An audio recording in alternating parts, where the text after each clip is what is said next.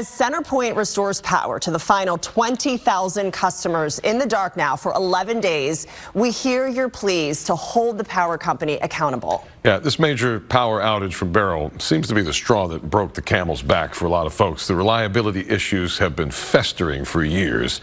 Take a look at this one quote we got from one of our viewers, Wilfredo Ariando. He lives on the west side of town. This is what he wrote here. We have experienced frequent disruptions in our electricity supply with even minor weather events like light rain or thunder. It's concerning that our power fails so consistently under such conditions. Yeah, large tree branches and limbs on power lines caused most of the recent outages. So who is responsible for trimming trees touching power lines? How often is that maintenance happening?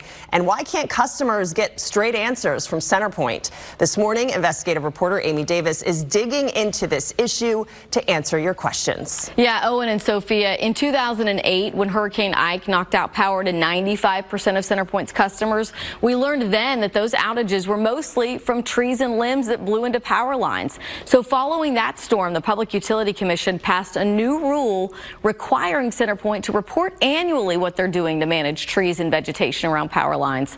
I can tell you I've read every report filed since 2014, and still I can't tell you there's no way to know where or how many trees they're trimming. And when customers call CenterPoint to report trees on power lines, many say they're getting the runaround.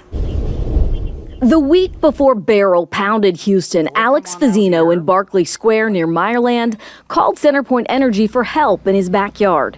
And you could grab it. I could grab it. His service drop line connecting his home to CenterPoint's main line was hanging so low he could touch it, and he worried this tree growing all around the lines wasn't safe. He said the CenterPoint employees told him the tree wasn't a problem and the low-hanging line wasn't their problem. So they said, therefore, we are not going to trim the trees, or we're not supposed to or required to trim the tree that is swallowing up your service drop. They said they wouldn't trim the trees and they wouldn't move your line higher. Correct. Fast forward days after Beryl, when all of Fazzino's neighborhood lost power, 2 out-of-town linemen came to assess the damage. The first thing they said was, why is your line so low? And I said, well, because I asked if it could be raised, and CenterPoint told me no, that it was my responsibility. And they said, no, it's the power company's responsibility to make sure that that service drop from the pole to your meter can or weatherhead is at least 15 feet in the air. Those out-of-state crews raised the drop line, but before CenterPoint could restore Fazzino's power, they had to call in tree trimmers so they could see the damage to the lines underneath all the vegetation. But this scenario seems to negate what CenterPoint reported to the PUC in this vegetation management report filed May 1st. Under reactive tree trimming maintenance, they wrote, "This work is performed in response to specific requests from customers." CenterPoint reporting to the PUC it spent more than $35 million trimming trees and vegetation in 23.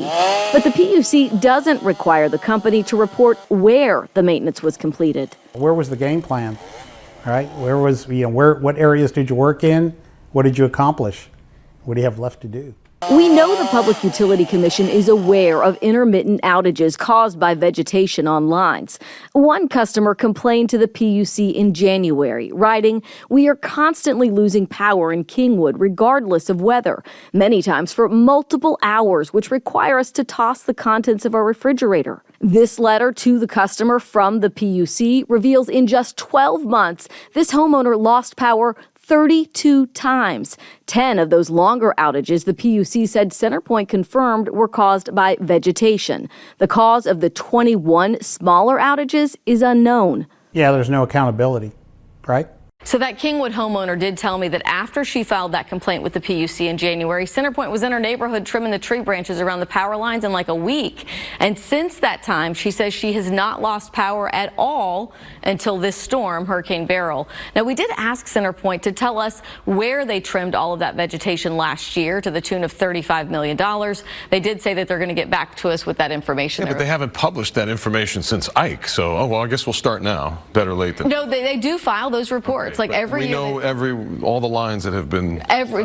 They never publish any of like where they're trimming. Just here's how much we've done, 3,000 miles of lines, but what areas, where. So that's the information. We haven't had good success with maps, but that would be helpful in the future, I think, perhaps. Right. You got to be your own advocate. If you see some stuff in your backyard like that woman, you got to call. I thought the great takeaway from her is that when she did file the complaint, within a week, CenterPoint was out there trimming the branches. So remember, the PUC, they have a customer protection division. Thank you, Amy, so much. All right, Amy, thanks.